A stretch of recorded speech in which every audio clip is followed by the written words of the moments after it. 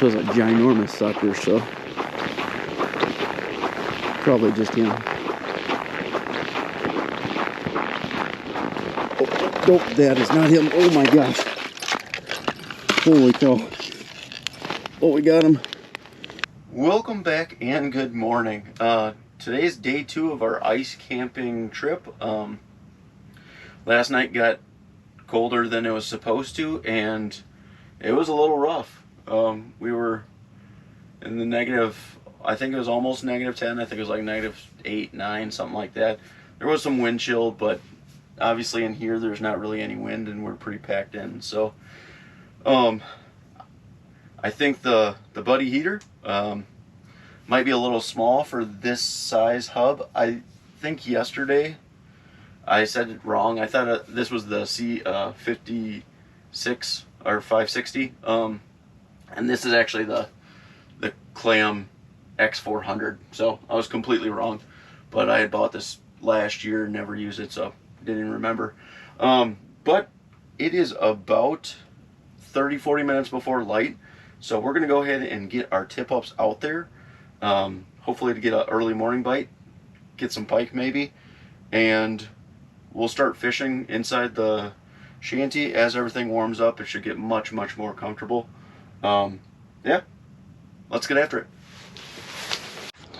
So last night got much colder than it was supposed to. It was supposed to be in the single digits all night. We got down again to almost -10. So weather people were a little bit off with that. That being said, because we did get much colder than what was anticipated, we ended up with quite a bit of frost in here. And now that everything's warming up, we're dealing with the repercussions of it basically raining in here. So that's not great. So we'll have to stick it out here for a little while to dry all this out. I don't know if this is something that you can Scotch guard or waterproof, like a tent. You'd basically have to do the whole thing, and I don't know how feasible that is. But if anybody's done that or waterproofed it in some form or fashion, by all means drop that in the comment section below and I can look into that and possibly do it. As far as heating goes, so I think the portable buddy would be completely fine under normal conditions. It kept us very warm. It was almost 60 or mid 50s. Even when it was in the single digits last night, it was just once it got into the negatives that the heater could not keep up, and then just made everything worse. So if you're fishing in real cold temps, I'd probably recommend getting the big buddy. Throws off a lot more heat. But if you're fishing in the single digits to teens, I would say the portable does perfectly well. So that is that. We are not having the morning bite that I was hoping for. We've only had one bite and I missed that fish. So we're going to fish here just a little bit longer, and then we'll start working on breakfast. And for breakfast today, we are doing scrambled eggs and bacon. It's basically an MRE. It's freeze-dried, so there's no way that can go wrong. These aren't cheap, so hopefully it's good. But figured, warm meal out on the ice, eggs and bacon, kind of hard to go wrong. Pretty simple. Basically, we just gotta boil some water, throw it in there, mix it all up. Hot meal on the ice. Let's get after it.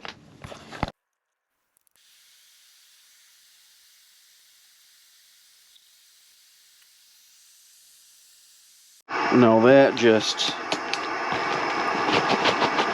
looks phenomenal. Looks like puff corn.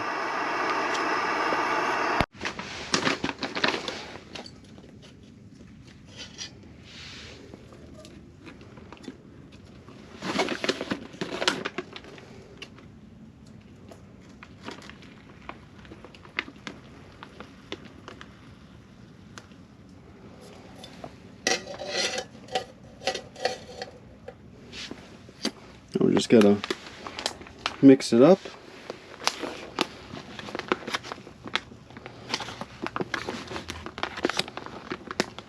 It smells like bacon. Alright, seal it without burning ourselves. There you go.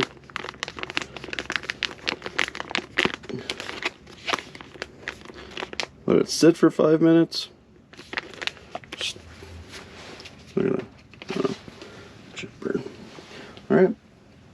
We're going to go ahead and make some hot chocolate along with that. Go ahead and do that real quick. That'll be simple. All right. Just got to stir this guy.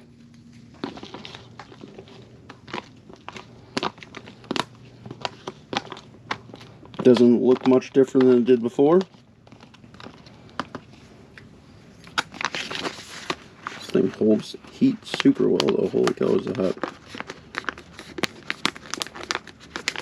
And then let it rest for another few minutes. Hot chocolate's already done.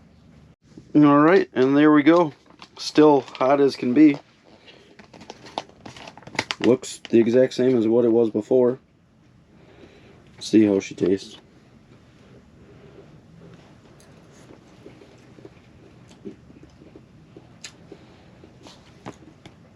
It's a little spongy, but it's not bad. It's like you slightly overcooked your eggs a little bit. Tastes pretty good.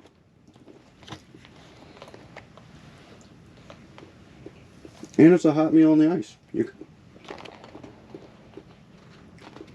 Not too shabby. I'm going to finish this off and hopefully we end up with a fish pretty quick. We finally got a flag. We finally got a flag.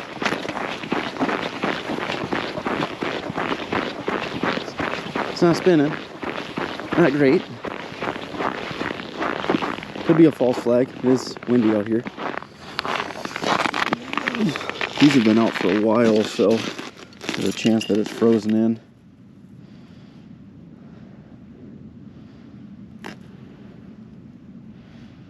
Give it a second.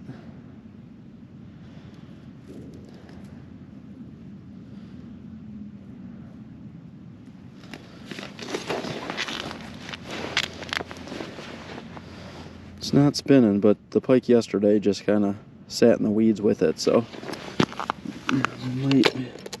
Oh yeah, we're frozen. Oh boy. That's what happens when it's negatives out. Nope. I don't know if there's anything on there. Might have just stripped me. It must have taken out like legitimately a couple inches.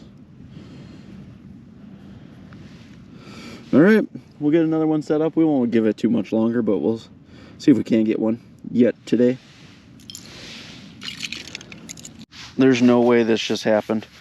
This line, the line had froze like on top of the hole, and I pulled it up to try and undo it, and there was a fish on. A bass. How? How? I don't know if the fish bit and then just went straight vertical with it, but he didn't pull out any line. The line was somehow frozen outside of the hole. That's crazy. Oh. Pulled out no line, but somehow just there was line frozen outside the hole of it, or like right on top of the hole. I don't even know how that's possible. I've never had that happen before.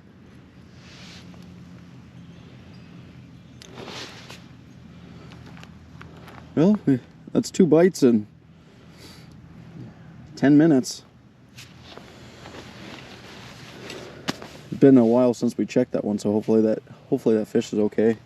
Definitely wasn't able to be kept, but we'd put these down about an hour ago, so I don't know when he bit, but hopefully it wasn't. Hopefully it was pretty recent. We gotta put this one down, but we already have that other flag up.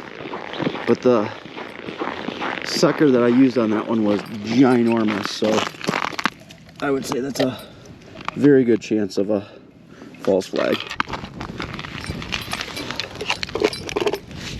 That one down. There we go. Go take this one. This was a ginormous sucker, so probably just him. Nope, that is not him. Oh my gosh. Holy cow. Oh, we got him. I was That was like an 8-inch sucker almost. It was the biggest one. I didn't think there was a chance that we'd have a bite on it, let alone in not even 10 minutes. We just got that other bass and just put this one out. That's good. That's a good bite. Oh, that got me. We don't have anything to measure him with. It's too cold. Oh, he just broke off. Oh. One little run. Oh, he got me too. Just sheared. Oh man, that was a good pike. They're heating up. That was so unfortunate. That was such a big sucker. I didn't think there's a chance that we had a bite on it. Well, that's unfortunate. I don't ever like to leave hooks in fish either, but we'll get another hook tied on and get this one set up. They're in the area. Maybe that one will bite again. Who knows? Oh my gosh, we didn't even pick this one up yet. This one's going. Oh my gosh. Oh, that one's hauling. Absolutely hauling. Oh dear. God, that one feels much smaller. Holy cow. No bites for the longest time, and 4 bites in, I don't know, 15 minutes. This is crazy. We're almost out of suckers too. Oh, that's a big bass. That's a big bass. Oh,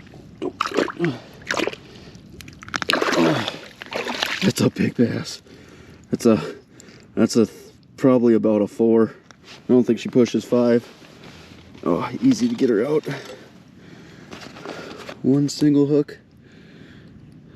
Don't.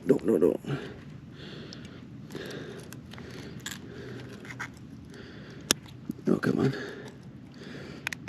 I wanted to keep you out of his messed up mouth. Look at that girl.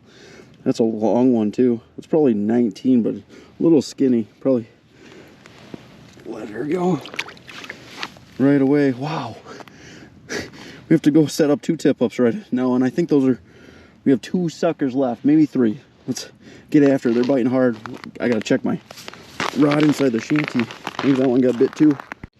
Well, I started packing up. That'll be about it for today. After those 4 fish that were basically all back-to-back bit, that little flurry stopped, and we haven't really had any other flags, and I haven't seen anything else on camera. We'll leave the tip-ups out as we're packing up, just in case we do get one more bite.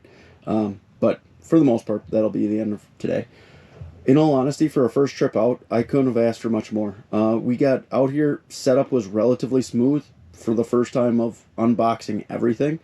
We were able to catch some fish, make some food out on the ice, and we learned a lot. There are some things that I'll change for next time for sure, but it went pretty smooth, so I can't be much happier.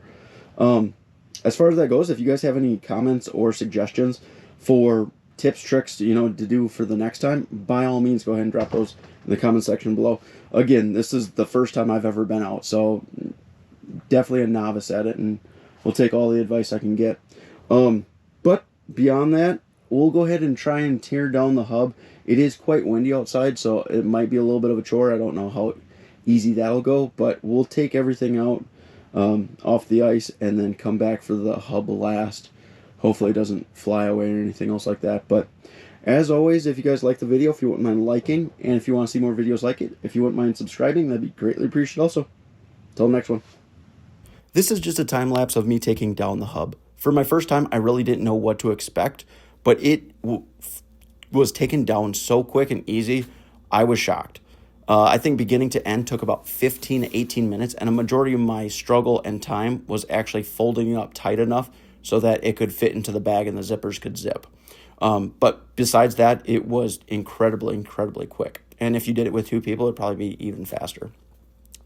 So if you guys are looking for a hub, I would absolutely recommend looking for this one. If you're just out fishing, this hub fits 3 people really well. I would say if you had 4, it might get a little bit tight with 4 people in the gear and stuff like that, but probably still doable. And as far as ice camping, I think the 400 was the absolute perfect size for me. So yeah, if you're in the market, I would absolutely at least look at this one. Hope you guys liked the video.